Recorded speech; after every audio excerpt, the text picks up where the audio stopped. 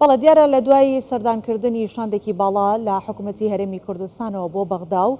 لاماوەی 15 خولەک 12 کۆبوونەوەی زۆر گرنگ ئەنجامدرا کە بە شاندەکە بە سەرۆکایەتی سەرۆکوەزیرانی هەرێمی کوردستان ئامادەبوون لە بەغدا و لەگەڵ لایەنە سیاسیەکان و لایەنە حکوومیەکانی بەغدا گفتوگۆی چڕ و پڕیان کرد بۆ ئەوەی کە بگەنە و ئامانج و نەتیجەیە کە هاوڵاتیانی هەرێمی کوردستان لە کەشێکی ئارامی ئابووری و ئاسایشتا بژین ئەویش بە دەستەبەرخستنی شایستەدارایەکانی هەرێمی کوردستان لەلایەن بەغدا و بەتایبەتی پرسی بوجە و موچە و زیاتریش جەختکردنەوە لەسەر موچەی فەرمانبەرانی هەرێمی کوردستان جا ئێستا و پەیوەندیانە لە بوارێکان کە شرۆڤەی لەسەر ئەکرێت ڕۆژانە دەمانوێت سەبارەت بە پەیوەندەکانی هەرێمی کوردستان و حکوومەتی فیدراڵ گفتوگۆ بکەین لەگەڵ دکتۆر فەرهاد کاکەی مامۆستای زانکۆ کە میوانە لەگەڵان بەخێر هاتی سپاس بۆ ئامادەبوونتان دکتۆر پەیوەندەکانی ئێستای نێوان هەرێمی کوردستان و عێراق چۆن دەبینن؟ وەکو ڕووکەش باشە بەڵام وەکو ناوەڕۆک خراپ لەبەرەوەی ئەوان لە ڕووکەش ئێستا پەیوەندەکان تقریبن بەو جۆرەی کە کوردەواری خۆمانەڵێ نەشیش بستوێنە کەباب شتێکیان ناردووە یان بەتەوان شتێک بنێرن بۆەوەی وەزعەکە بمێنێت بەڵام لە ڕاستیە ئەمە ئەو مافە نییە کە مافی خەڵکی کوردستانە.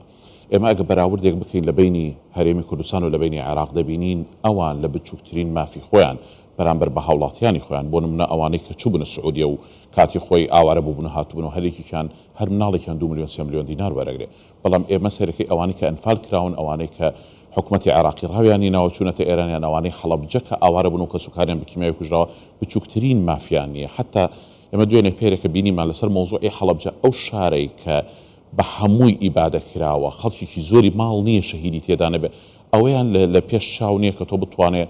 مافێکی بداتێت کە مافی بە پارێزگابوونم لە پارێزگابوونیش مافێکی ئیداریە بۆ هاوڵاتیەکان لەوەی بۆ دەرەجەی سوودی نەبێ ئەوەندێ لە ڕووی ڕەمزیەوە گرنگیەکی دەبێت کە ئەم شارە تەسحیداوە بۆ وڵاتەکەی خۆی بۆی کە من وای دەبینم ئەمە لە ڕووی شکڵ و ئەوانوانیشان دەدەن کە باش بەڵام لە ناوەڕۆکەوە ئەوان بۆ هەنگاوە دەنێن کە قوارەی هەرێم نەمێنێت تێگەیشتنی ئەوان بۆ سیاست وایە کە هەرێم وەکو پارێزگایەک تەعاملی لە بکەن پارێزگاکەش لە بەندەستی خۆیان بێ ئێمە لە ڕووی شکلیشەوە حکوومەتی عێراق حکوومەتێکی ناتەندروستە چونکە ئێمە بە ناوی حکوومەتێکی ئیتیحادیە کە دەبێ چەند فیدراڵێک بیان بەلایکەم و 2 فیدرال بێت و بەغدا موسەیترەوەی بەسەری هەردوولایە بەڵام ئێمە کە دەیبینین زۆرینە و کەمینەمان لەگەڵ دەکرێت تەنها هەرێمێکی بچووک هەیە و زۆرینەیەکی ڕاها هەیە ئەو بە ناوی خۆی دەڵێ ئیتیحادی بە توێش دەڵێ هەرێم ئەو موسەیترە بەسەر لە ڕووی بابن شێوازی حکومکردن لە جیهانە ئەمە شێوازێکی زۆر نوێیە و ناتەندروستە یعنی ناکرێت بەم شێوەیە حکوم لەگەڵ هەرێمی کوردستانە بکرێت. باشە دکتۆر جیا لەو بابەتەی کە ئاماژە بۆ ئەوە ئەکرێت کە بەغدا خواستی وایەکەم قوارەی هەرێم کە ئێستا بەم شێوە نەیگەڵێت جیا لەم پرسە با بزانین ئەوەی کە باست کرد نمونەی نەشیش بسووتێ و نەکەباب ئەمەی کە نەشیش بسووتێ و نەکەباب یاساییە بەرامبەر بە هەرێمی کوردستان ئەیکات یاخود ڕەفتارێکی سیاسیە کە لەو شایستەدارەیە کە هەیەی بڕێکی کەمی ئەداتێ وی دیکەی ناداتێ ئەمە شێکردنەوەیکی ناتەندروست بۆ بڕگەکانی یاسایە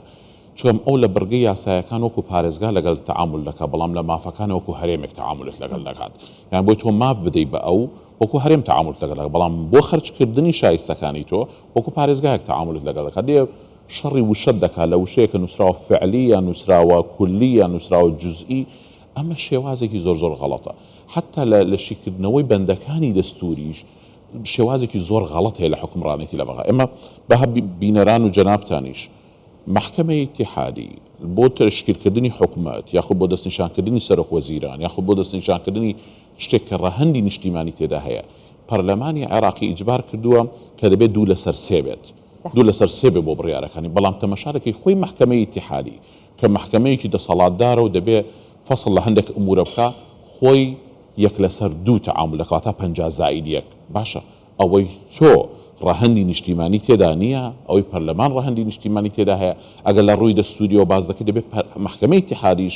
بە زۆرینەی ڕەها بێت کەواتە 2/3 بێت ئەو کاتە ئەندامە کوردەکانی ئەوێش دەتوانن بەشێک بلەو بڕیاردانە بۆی بتوانن پەکی بخەن ئەگە هاتو بە دژی هەرێم بوو بەڵام تا ئێستاکە نازانم بۆ چۆن دەسەڵاتی ترنێ بەسەرەوەی دەسەڵاتی ئەوان نەمانتوانێت بڵێن کاکە ئەم شێوازەی حکومدانە لە محکەمەی ئیتیحادی شێوازێکی هەڵەیە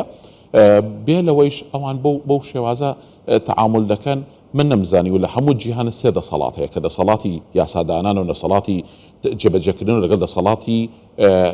با بڵێن دادوەریە. ئێمە دەبینین دەسەڵاتی دادوەری لە عێراق کە بە محکەمەی اتحادی خۆی دەکات هەم لە یاسادانانەکە تەدەخل دەکات هەم لە جێبەجێکردنەکە تەدەخل دەکات. بۆ نمونە دوێنێ پێرێکە لە خۆڕ عەبدوڵڵاه کە لە ئینێ یاخود ئەوەی کە محکەمەی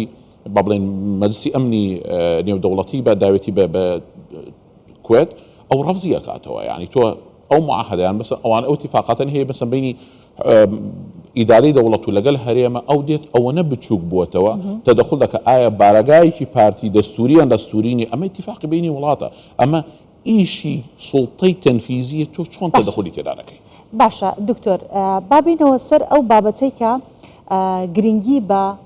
ئەوە بدەین کە حکوومەتی فدراڵی عێراق لەگەڵ ئێمە بە شێوەی یاسایی مامەڵە ناکات چونکە خۆتان ئاماژەتان کرد بۆ وشەیەکی فعلی کولی خەرجی فعلی خەرجی کولی خەرجی سیادی بۆ یەک وشە 1001 دانە بەندی یاساییمان بۆ ئەهێنێتەوە بەڵام کە دێتە سەر کێشەکانی هەرێمی کوردستان و کە مافی خۆمانە بابەتەکان لە بابەتی یاسایی دوورەکەوێتەوە چێتە بە قاڵبێکی سیاسیەوە بۆ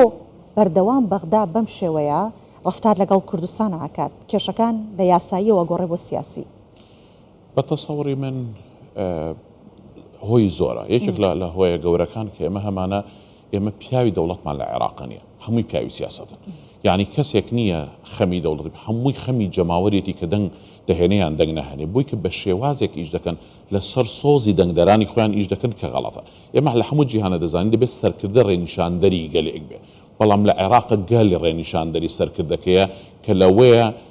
تاجێکی بەسیط نەزانێت ئێمە بەرەو کوێ دەچین بەڵام سەرکردەکان دەبێت چاوڕوونی بدەن بە ملەتی خۆیان کە بەرەو کوێ دەچین. ئێمە خۆشبەختانە لە کوردستان سەرکردەمان هەیە پیاوی دەوڵەتمان هەیە بەڵام لە عێراق نیمان. لە عێراق مەبەستەوەیە کە حکوومەت لەناو حکوومەتایە یاخود حکوومەتێکی عمیق هەیە لە ناویەکە خۆی ئەو حکوومەت عمیقا 100% بوونی هەیە.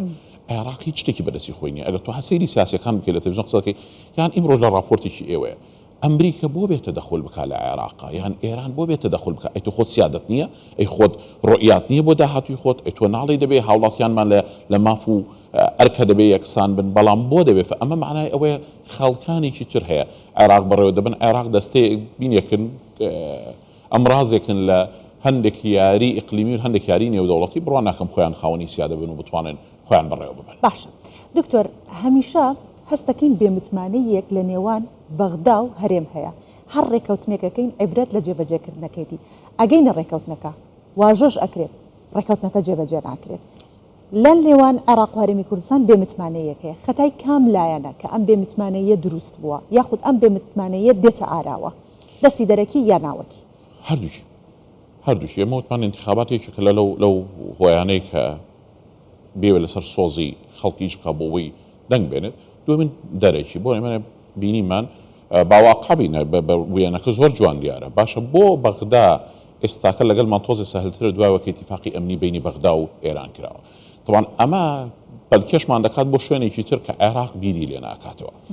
تەنها ئێمە هێزە چەکدارەکانی ڕۆژهەڵات لە عێراق نییە ئێمە پەکەکەیش لە عێراقەیە باشە تۆ ئەم اتفاق لەگەڵەوەکەی تورکێش بە هەمان شێوە تورکیا لەوەی عاملێکی بەقوەترشی هەبێت کە ئەو بەشێکە لە ناتۆ کە هێزێکی نێودەوڵەتی لەگەڵ ئێران وانە ئەو ئاوی لەلایە ئێران بەو شێوازە نیە